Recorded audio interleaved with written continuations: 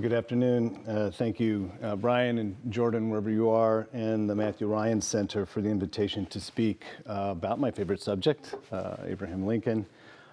In my most recent book, I argued that there was no greater influence on Lincoln's statesmanship than the leading men, and especially the leading documents, the leading ideas that shaped America's revolution and constitutional formation. Simply put, if they had bumper stickers for the horse and carriage back in Lincoln's day, his would say, "I heart the American founding." But the idea of getting right with the founders was not unique to Lincoln. In fact, the two main alternatives to the Republican Party during the 1860 presidential campaign and the ensuing secession winter both appealed to the founders to justify their respective policies. Northern Democrats supported Lincoln's longtime rival, Illinois Senator Stephen A. Douglas. Douglas argued that our revolutionary fathers were indifferent, neutral, regarding the future of slavery in America. Douglas claimed that the founders endorsed what he called popular sovereignty, which meant local white populations get to choose whether to accept or ban slavery.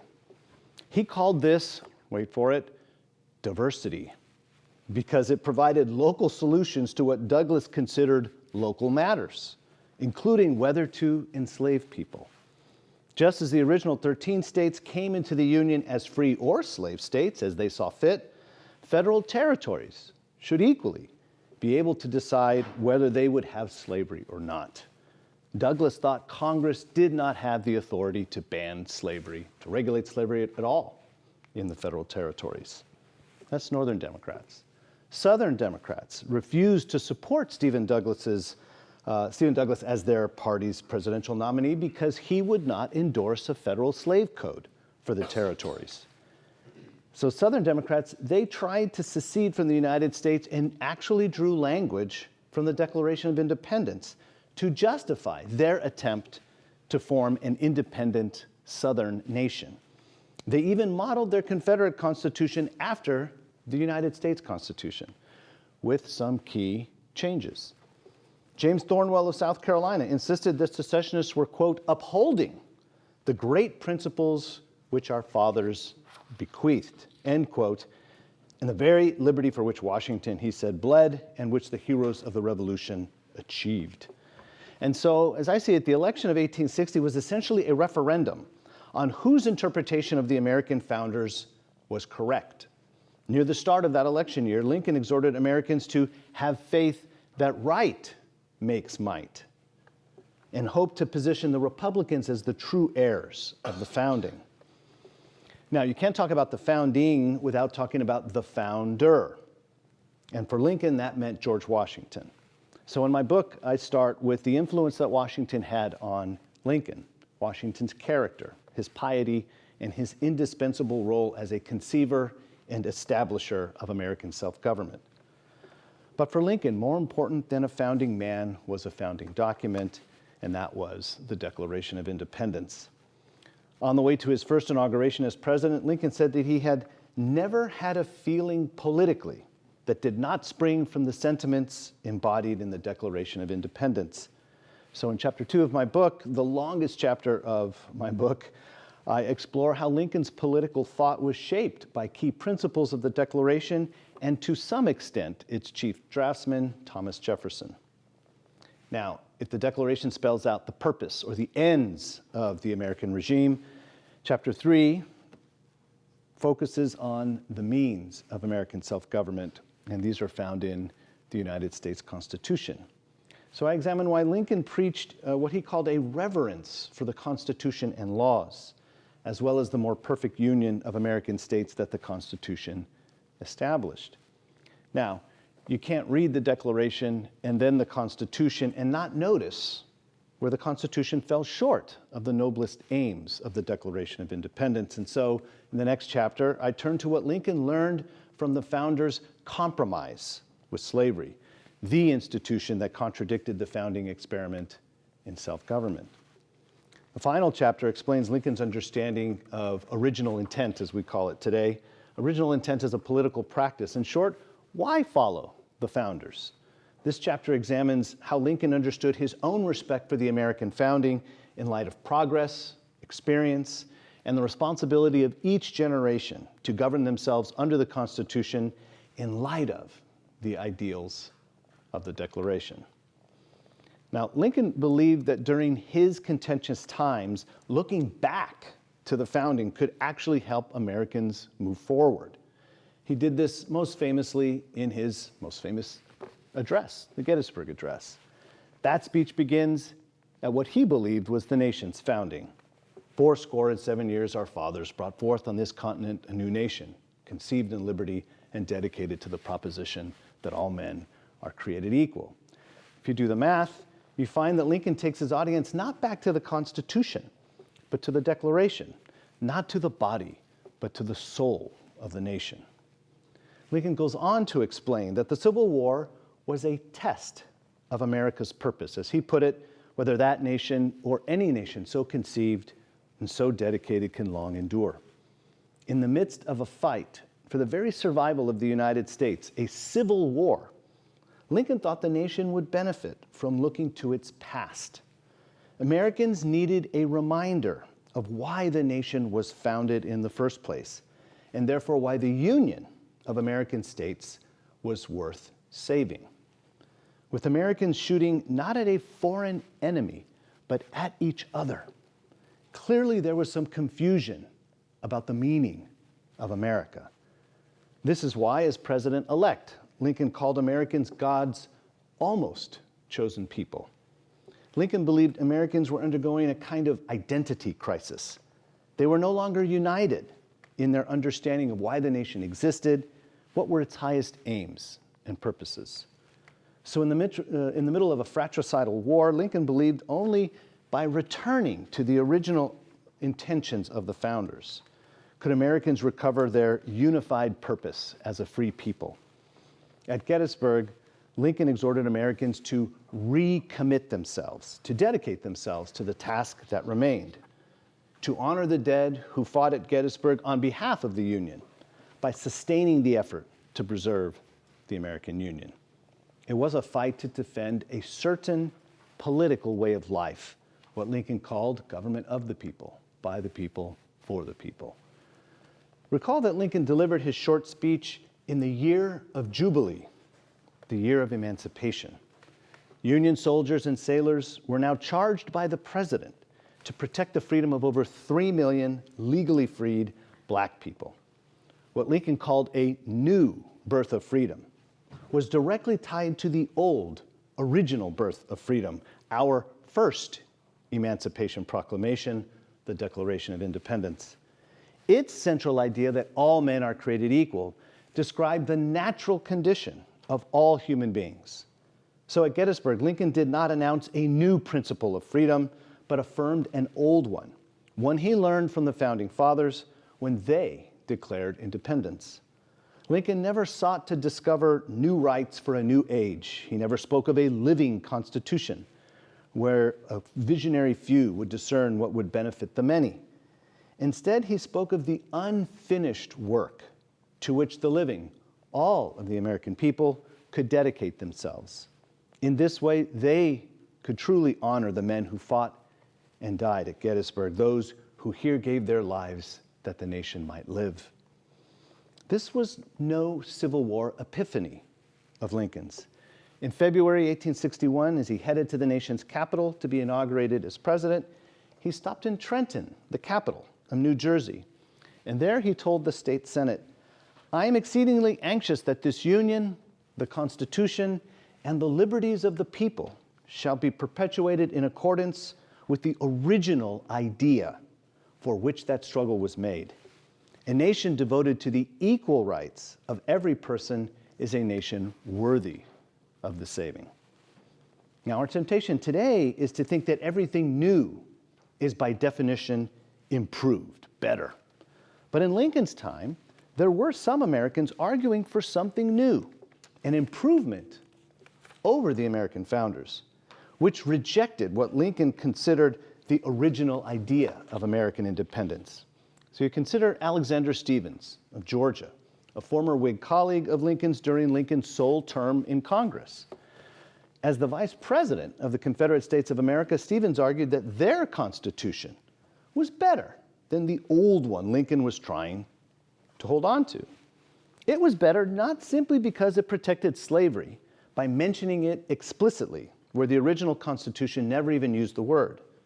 There were plenty of regimes throughout human history that condoned slavery, but Stevens argued that the Confederate States of America was the first to base its slave society on a racial premise, white supremacy. Stevens said that the American founders believed that, quote, the enslavement of the African was in violation of the laws of nature, that it was wrong in principle, socially, morally, and politically. However, Stevens praised the Confederate Constitution because it was, quote, founded upon exactly the opposite idea. Its foundations are laid, its cornerstone rests upon the great truth that the Negro is not equal to the white man, that slavery's subordination to the superior race is his natural and normal condition. Stevens added, this, our new government, is the first in the history of the world based upon this great physical, philosophical, and moral truth. Stevens argued that the anti-slavery principles of the founding were fundamentally wrong. He said that they rested upon the assumption of the equality of the races. This, he said, was an error, a sandy foundation, unlike the new and improved Constitution he helped draft for the new Confederate States of America. However, in the decade leading up to the Civil War, Lincoln's main political target was not slave-owning Southerners, but complacent white Northerners, especially those shaped or informed by the policies of Stephen Douglas. Lincoln criticized Douglas's notion of popular sovereignty because, as I mentioned earlier, it was neutral on the slavery question. Douglas believed that whites at the local level, whether in states or in the federal territories, had the right to decide the question without interference from Congress. In other words, whether slavery would expand or diminish in the United States, under Douglas's definition of popular sovereignty, would be determined not by a majority of all American citizens, but by a very small majority of the settlers who went out west to the federal territories. In reference to the enslavement of black people, Douglas said, "I don't care whether it be voted up or down." This indicated to Lincoln that the greatest obstacle to reducing slavery in the United States was Douglas teaching white Northerners to become indifferent to the plight of black people in the federal territories. As Lincoln put it, they tell us that they desire the people of a territory to vote slavery out or in as they please. The question arises, slavery or freedom? Caring nothing about it, they let it come in. And that is the end of it. It is the surest way of nationalizing the institution, just as certain, but more dangerous, because more insidious. But it is leading us there just as certainly and as surely as Jeff Davis himself would have us go. What made Douglas's don't care popular sovereignty policy so insidious was that for slavery to become national, no politician north of the Mason-Dixon line would actually have to argue in favor of slavery. Following Douglas, simply get white Americans in the free states not to care if the enslavement of black people became legal in the federal territories.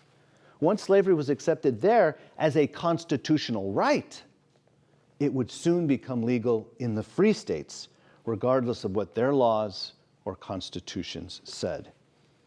In his debates with Douglas in 1858, Lincoln warned that popular sovereignty, so-called, coupled with the 1857 Dred Scott case, its decision, would produce precisely this outcome in the not-too-distant future. Remarkably, in Illinois, where blacks possessed very few civil rights and absolutely no political rights, Lincoln consistently stood up for their possession of natural rights. Where Douglas was emphatic in reading black people out of the Declaration of Independence, Lincoln believed that its principles applied to black people, all people, everywhere throughout time. Tempted by Douglas to stray from its original commitment to human equality, America was becoming a country Lincoln no longer recognized. So he called upon our ancient faith to guide the country back to its noblest ideals and practices. Looking back to the founders couldn't have been more relevant to the crisis the nation faced in the 1850s. But appealing to the founders, as I mentioned earlier, was something that Stephen Douglas also did. He was not only Lincoln's rival, his nemesis, but the leading Democrat and therefore the leading politician in the United States during the 1850s. Douglas claimed he knew better than Lincoln what the founders thought on the question of slavery. Douglas claimed his policy aligned more closely with the founders' intentions for the new republic. In Lincoln's mind, the future of freedom and the eventual demise of slavery depended on whose reading of the founders was correct and could best unite a divided country. Lincoln argued that at the founding, slavery was viewed and treated as a necessary evil, but it had become in the slaveholding states in the South, to quote South Carolina Senator John C. Calhoun, a positive good. The founders also agreed that where slavery already existed in the states, Congress would have no authority over the institution because of the federal nature of the American Union. Slavery, what was known as a domestic institution, and therefore governed mostly by state authority. Since the beginning of the United States, the powers of government were divided between state governments and the federal or national government. Because slavery existed prior to the formation of the United States, it remained principally a state institution. If the states themselves, therefore, didn't abolish slavery, it could not be abolished, at least not directly, by Congress, short of a constitutional amendment. With the population growing faster in the free states than in the slaveholding states, the future of slavery in America would be decided by the votes of white Northerners. Lincoln believed that Congress did have authority to ban slavery in the only land possessed by the American people at large, and that was the federal territories.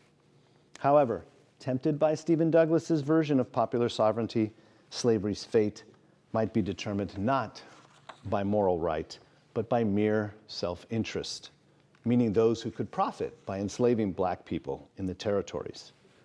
But if white Northerners agreed with Douglas that Congress did not have authority to regulate the domestic institutions of the territories, then Douglas's declared indifference would actually represent, according to Lincoln, covert real zeal for the spread of slavery. So Lincoln, in his rhetoric, was at pains to tie the future security of the rights of white people to the present insecurity of the rights of black people. Those same white Americans would have to decide if what happened to people who did not look like them, enslaved blacks in the South potentially being taken into federal territory, had anything to do with the kind of country in which they wanted to live. For Lincoln, the necessary connection could be found not only in the thinking, but also the practice of the American founders. So Lincoln, throughout the 1850s, called upon Americans to re-adopt the Declaration of Independence. In so doing, they would not only have saved the Union, as he put it, they would have so saved it as to make and to keep it forever worthy of the saving. A country worthy of the saving needed to be a country that limited the spread of slavery as a first step to its eventual demise. In short, Douglas's don't care policy was not worthy of Lincoln's generation of Americans because it betrayed what Lincoln believed was the intentions of the fathers of the Republic. After Lincoln's election in the fall of 1860, he received a letter from none other than Alexander Stephens, who would soon become the Vice President of the Confederate States of America. Stephens wanted Lincoln to speak to the nation before his March 4th inauguration. In Stephens's words, to save our common country. Quoting Proverbs 25, Stephens suggested to Lincoln that a word fitly spoken by you now would be like apples of gold in pictures of silver. Lincoln mulled over that biblical proverb and jotted a note to himself, a reflection on what he called the philosophical cause of American prosperity. For someone who had long revered the Constitution and the union of the American states as essential to the success of the Republic, Lincoln wrote that even these, the Constitution and the Union, are not the primary cause of our great prosperity. He wrote, there is something back of these, entwining itself more closely about the human heart. That something is the principle of liberty to all, the principle that clears the path for all, gives hope to all, and by consequence, enterprise and industry to all. And then Lincoln alluded to the proverb that Stevens cited, but he focused on the principle of liberty to all, and he wrote, the assertion of that principle at that time was the word fitly spoken that has proved an apple of gold to us. The Union and the Constitution are the picture of silver subsequently framed around it. The picture was made not to conceal or destroy the apple, but to adorn and preserve it. The picture was made for the apple, not the apple for the picture. So contrary to what Alexander Stevens asked of Lincoln, what the country needed in Lincoln's mind was not a new word from their new president before his inauguration in March, but old words, the words of their forefathers expressed in the Declaration of Independence. Lincoln saw the Declaration's principle of liberty to all, the equal rights possessed by all human beings, as the moral compass of a constitution and union that could otherwise be misinterpreted or even broken in defense of the right to own human beings. A year before he was elected president, Lincoln was asked to give a speech in Boston upon the anniversary of Thomas Jefferson's birth. He could not make the trip, but he sent a letter that was essentially an ode to Thomas Jefferson's achievement in drafting the Declaration of Independence. In this letter, Lincoln wrote, quote, the principles of Jefferson are the definitions and axioms of a free society. For someone who studied Euclid's geometry while in Congress, Lincoln was referring to the Declaration's principles as the building blocks of democracy. Unfortunately, Lincoln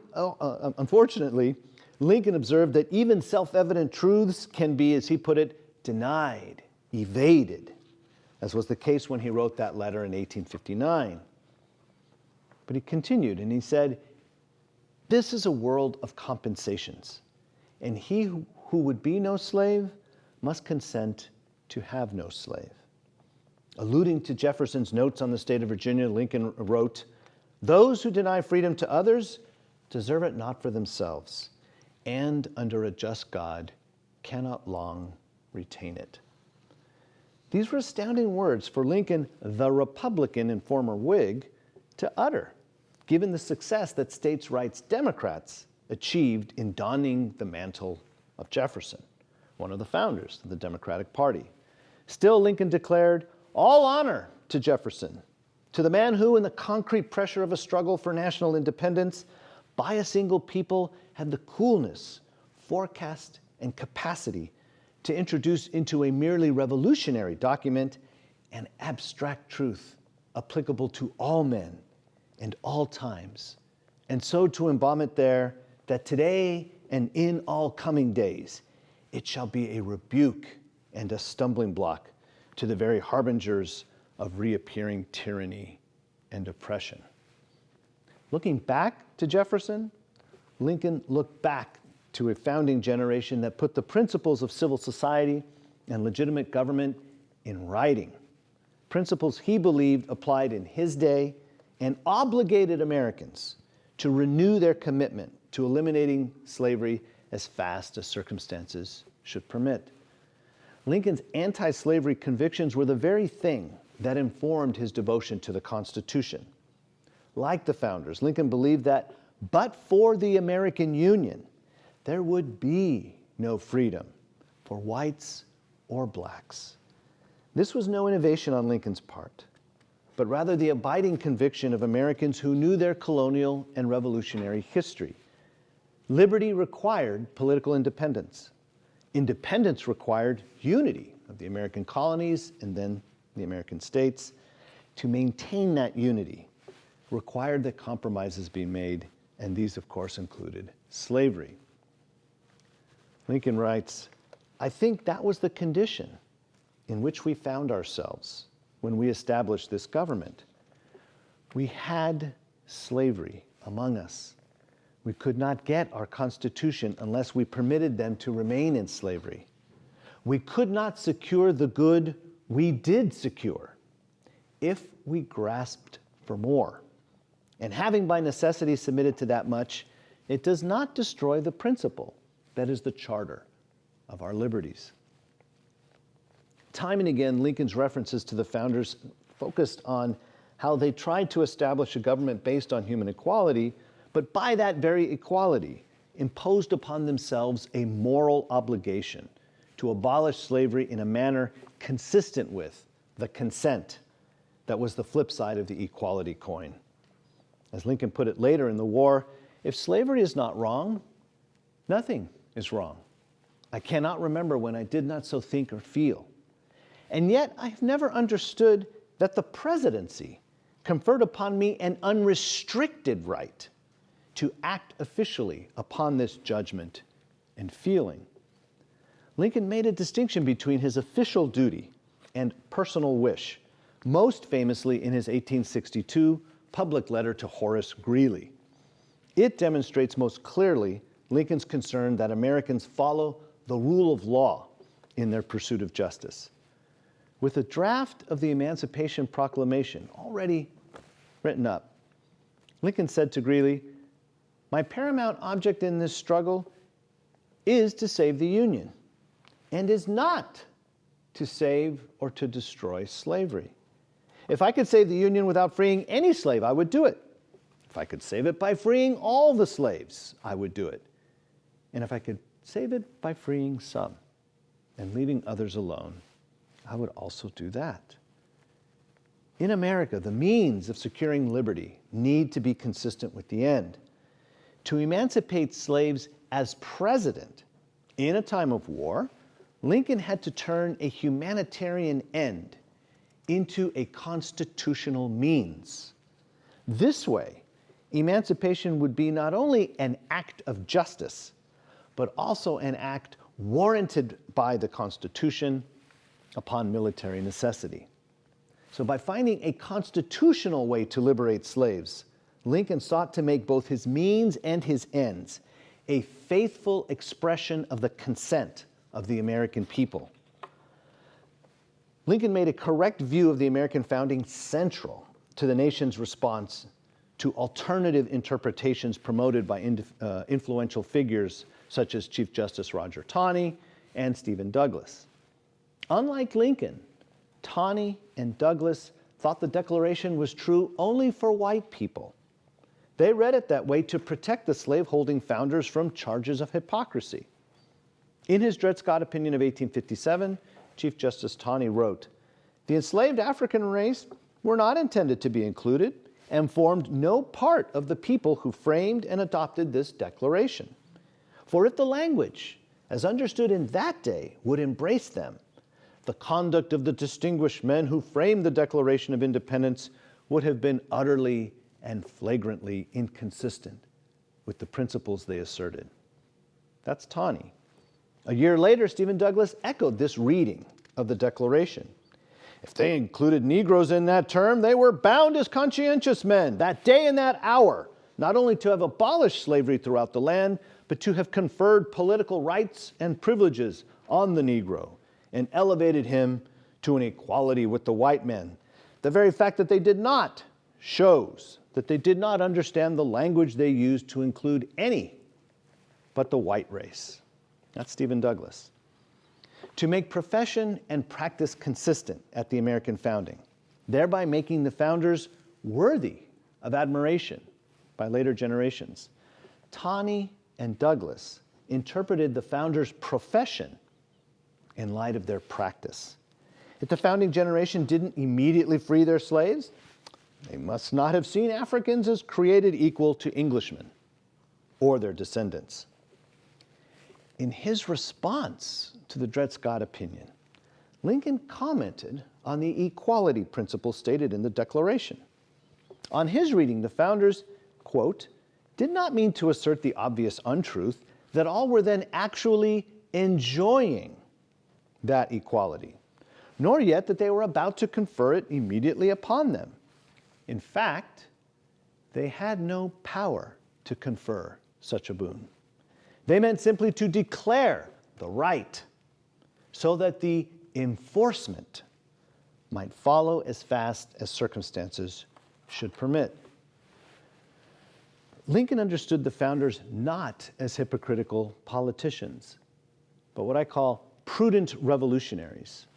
They recognized that circumstances, like a war with Great Britain, long-standing prejudice to be sure, and fear of retribution, could impede their attempt to secure these rights. Furthermore, Lincoln pointed out that the founders' inaction regarding enslaved black people in their midst was no different than the founders' inaction toward white citizens in America. Lincoln said they did not at once or ever afterwards actually place all white people on an equality with one another. They meant to set up a standard maxim for free society which could be familiar to all, revered by all, constantly looked to, constantly labored for, and thereby constantly spreading and deepening its influence and augmenting the happiness and value of life to all people of all colors everywhere. Put simply, at the time of the founding, Americans did not believe they could both free themselves and free their slaves without hazarding the success of both their independence and their new way of governing themselves. Lincoln's respect for the American founding, which established a new nation devoted to securing the blessings of liberty to ourselves and our posterity, recognized both the noble end to which that nation was founded and the prudent means adopted to achieve that end. As a student of the American founding, Lincoln became its greatest defender, not merely because he fought and fought successfully to preserve the American Union, but also because he explained in words yet to be surpassed why America was worthy of the saving. In doing so, he taught us the true principles of self-government, and I believe he can still help us find common ground for promoting a common future as a free and united people. Thank you.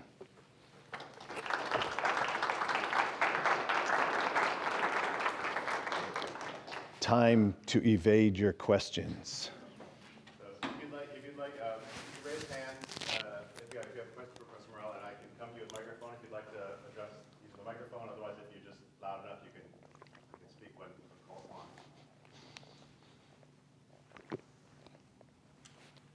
Yes, sir. Sir, thank you for taking my question. In 1864, when the Southern Confederacy sent an assemblage of people to talk with President Lincoln and U.S. Grant in City Point, Virginia, yet they would not meet with them to even talk to them about trying to stop the war. You had mentioned several times Alexander Stephens being a close friend of Lincoln's, and he had been pushing for a conclusion to the war, but yet the president would not even speak to them. Could you address that, please? Yeah, we need to remind everyone here that in February, they eventually had that meeting. This part of the Lincoln movie that Daniel Day-Lewis deservedly won his 3rd Academy Award was actually true. It's amazing that the actor they got for Alexander Stephens looked exactly like him. That's not a compliment. So he did meet. The reason for the earlier refusal was precisely because Lincoln did not want to recognize the Confederacy as a belligerent nation.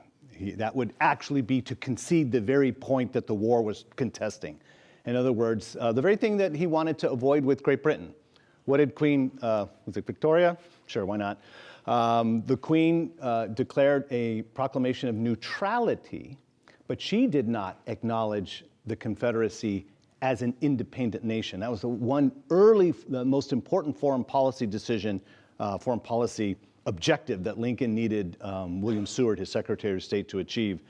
And thankfully, they did that. Recognition of the South would have been disastrous for a successful military conquest of the rebels. So, here's one thing we have to recognize. When Lincoln talked about secession, he always used the word so-called, or usually used the word so-called. He didn't want to recognize it as a legitimate political or constitutional action. In other words, he saw the rebellion as precisely that, and states don't rebel, people do. So he wanted the nation constantly to think about the disobedience, the lack of respect for law, which began by not respecting the legitimate outcome of a presidential election. He wanted people to constantly remember that what was at stake here was the very kind of government that Lincoln believed they established, and that was self-government. And that meant you had to abide by the rule of law. If you enter into an election, you have to admit that whomever wins, everyone needs to obey. You can't say, not my president. You can't say resistance, which is precisely what secession was. So in not meeting with them earlier in '64, what Lincoln was doing was being consistent with his approach to what he called a gigantic rebellion. He didn't think of it as a secession. In fact, in the first inaugural address, he said that the essence, what does he say? That secession is the very essence of anarchy, without arche, without rule, without order, right? As I teach my students, Republican, small r, self-government requires two things: good winners and good losers. And citizens of seceding states, so-called, were the poor losers or bad losers because they were unwilling to abide by an election that they would have abided by and insisted Northerners abide by had Breckinridge won, and even Stephen Douglas. So long-winded way of saying he didn't meet with them because they had no authority to meet with the President of the United States. They were rebels. They were simply citizens who disobeyed and were now fighting their own government as Lincoln understood it. And so he at least initially treated them as they deserved. But yet they considered themselves as a foreign nation. We in this room could consider ourselves a foreign nation in the midst of Pennsylvania. Does that make it so? No, it doesn't make it so, but we did the same thing to England when we seceded from England. Lincoln would disagree with that. He would not agree that to characterize our separation, and it was obviously a separation. That's what independence, political independence is. He would not have seen that the Declaration of Independence was a manifestation of secession per se. Remember, secession, according to the secessionists themselves, was not revolution. It was not an appeal to a natural right that any person or group of persons possessed when they judged that their safety and happiness and well-being under their government was actually threatened by that very government. Southerners never said that what they were doing was an expression of a natural right that they had as human beings. What they consistently argued was, we believe the Constitution is not a real national government per se, but more like the Articles of Confederation and Perpetual Union. In other words, they operated under what was known at the time as a compact of states. In other words, we the people didn't form the Constitution. It was we the states. And they understood, they learned this from John Calhoun of South Carolina, they understood that the federal Constitution was a lot like the Articles of Confederation. It was formed by states, qua states or as states. And therefore, if any of the states, any of the parties to the compact or the agreement thought, hey, this compact isn't living up to what we bought in for, right?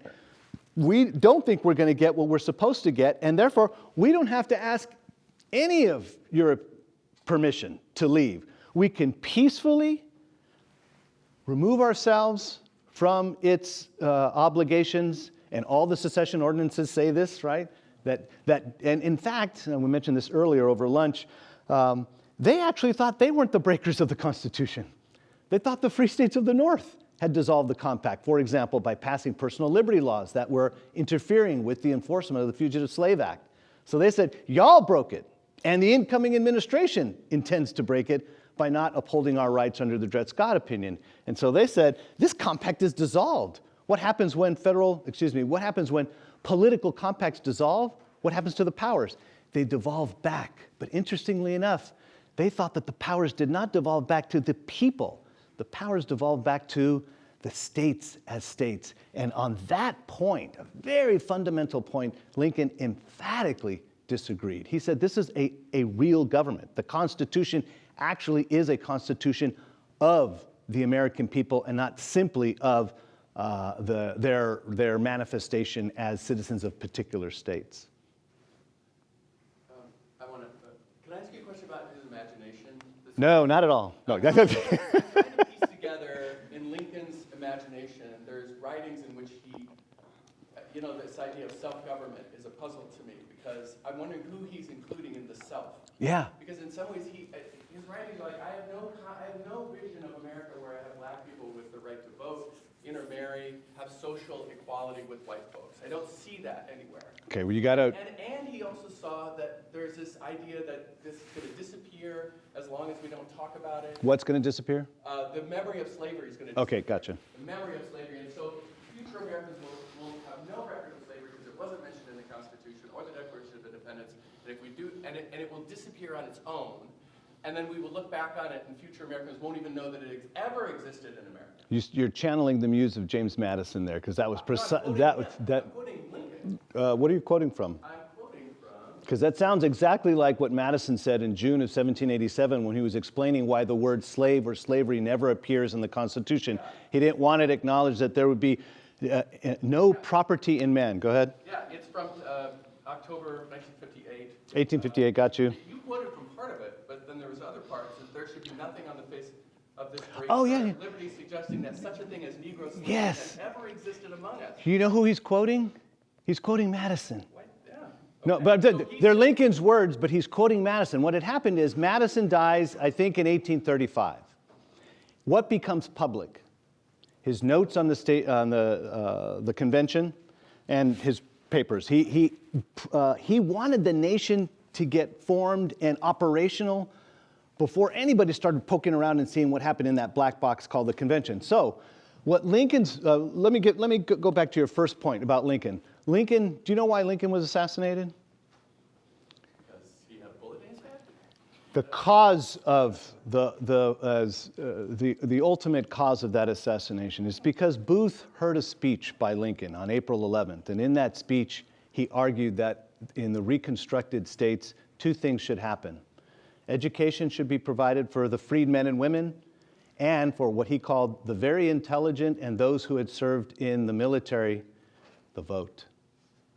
He made public in April of '65 what he said in private letters to the moderate Governor Michael Hahn of Louisiana and to General Nathaniel Banks when he said, look, Louisiana looks like it's our best chance to try to get Southerners back into the Union. Let's get a favorable constitutional convention. And what you should do, and of course he reminds them, look, I'm president. I don't have any authority over here, but do what you can to get them down there to adopt a constitution that provides for education and education. Those were private letters, and that sentiment became public in 1865.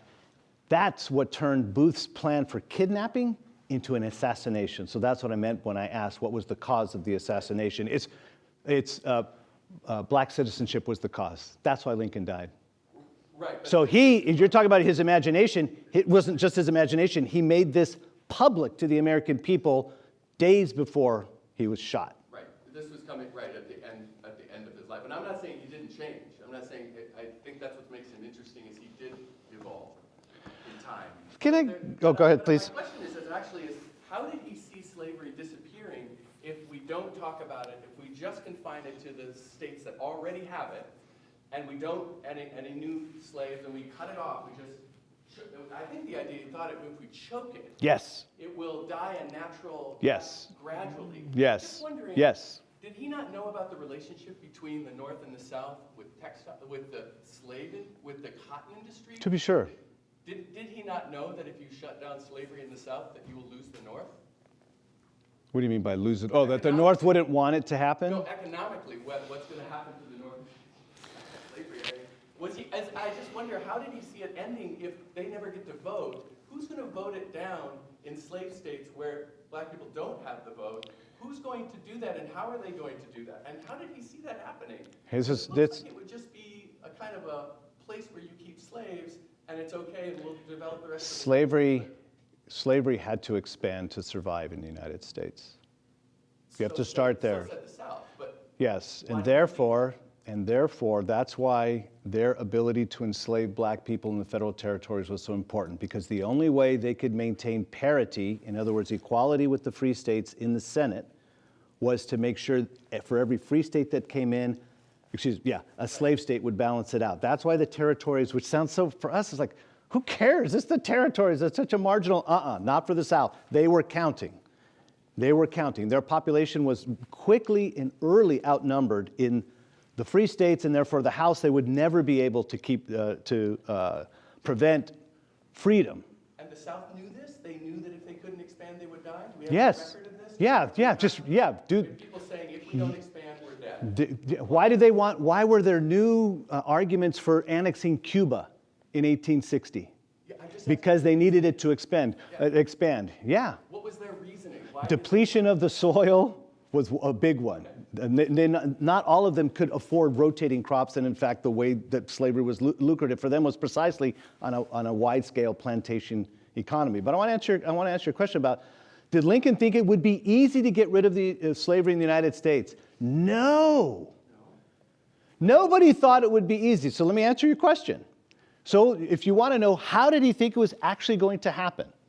It was going to happen, if it was going to happen peacefully. And remember, how did it happen? Not peacefully. It happened in the middle of a civil war, okay? If it was going to happen peacefully, it would have to happen gradually.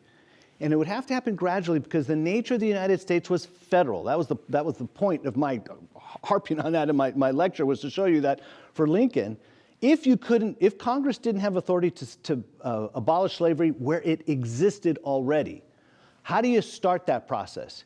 You first start by cutting off its supply. And when did that happen?